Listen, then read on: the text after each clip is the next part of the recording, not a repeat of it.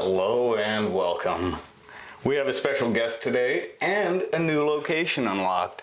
So for this episode, we have Coco here, and behind the camera, we actually have Rowan. So if you hear panting and squealing, that's her. And for Coco, what we want to do is just kind of get her up. Ooh, hi, Coco.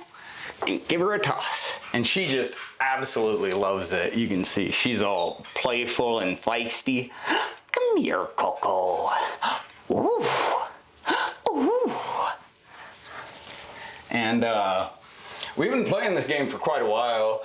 The other day I mentioned putting my cats in boxes with poison. I wanted to kind of clear something up. What I mean by that is the poison to their soul. Sometimes I am not as careful as I might like to be for my own sort of comfort. And I accidentally have left each of my cats in the same room with Sabbit and Spiegelei and Kaze. And so obviously the poison is, if one of my cats were to attack one of my other animals, how exactly should I respond? You know, it's a sort of personal dilemma that I am very thankful to have cats as wonderfully behaved as my own, because it gives me good comfort to know that even if I make mistakes as a cat owner, they have enough love in their heart to forgive me.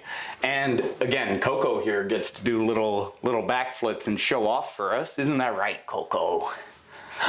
Ooh.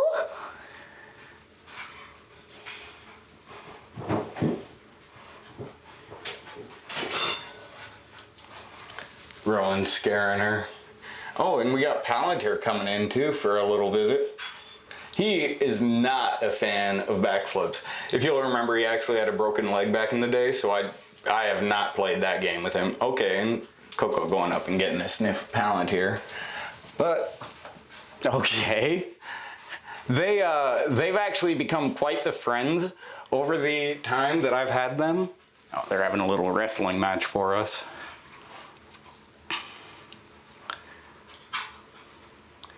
So they're eyeing each other down. Coco is pouncing back. Palantir knows that this is his restroom. But Coco, she's ready to fight. Claim her territory. This is the upstairs. And Palantir, not afraid to let her know who's the bigger kitty. Oh. Sometimes just a little bit of leverage in the right place is all it takes. They're eyeing down each other.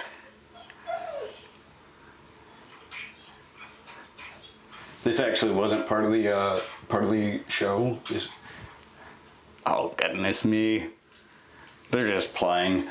So Palantir is actually a bit of a fighter. I don't know if you've noticed, but on my arms I have a lot of like markings. Those are all cat marks for the most part. There's a few where like I accidentally touched like pieces of a fire pit because I got too close.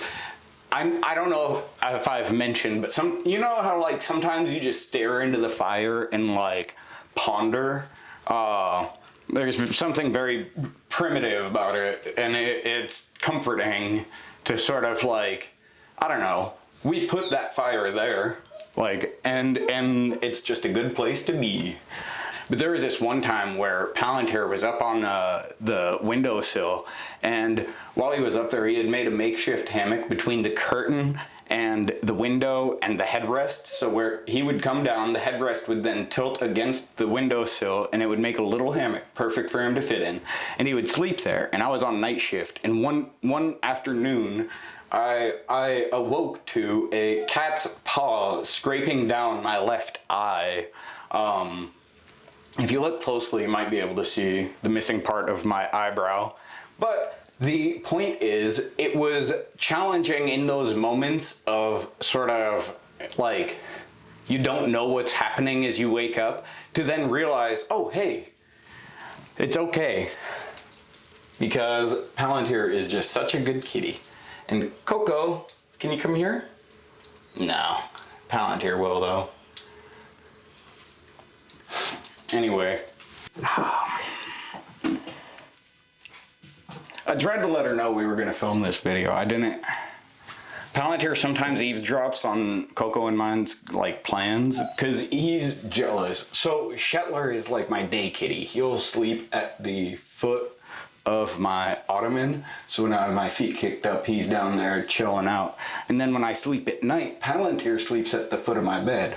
But Coco during all times has domain over the upstairs because this is kitty domain, whereas downstairs is doggy domain.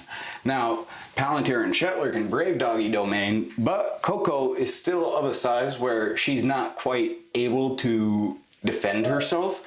But in the evening when I'm upstairs, there's never any issue because Coco will sleep up by my shoulder, Palantir will sleep by my feet, and then Rowan will occasionally go between scaring Coco or Palantir off. But Palantir, I don't think, is the biggest fan of when I'm playing with Coco.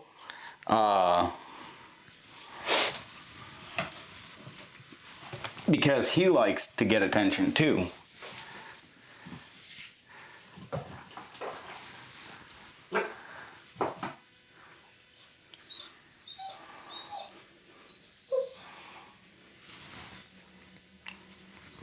Coco has been backed into a corner.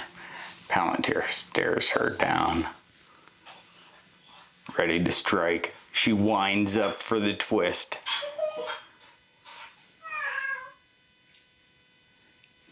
Palantir lets out a war cry.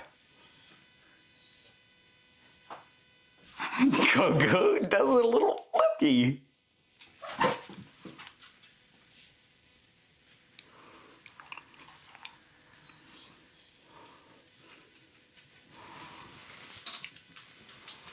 Palantir is victorious, but he doesn't want to sort of let everyone see that he's weakened from the battle. So he's going to go off and sing the song of his kitties.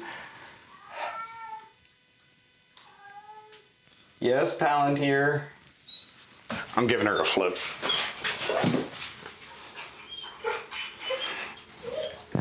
Sorry, she loves that. Anyway. It was fun getting to share this with you, and I'll see you in the next one. Love you. Bye.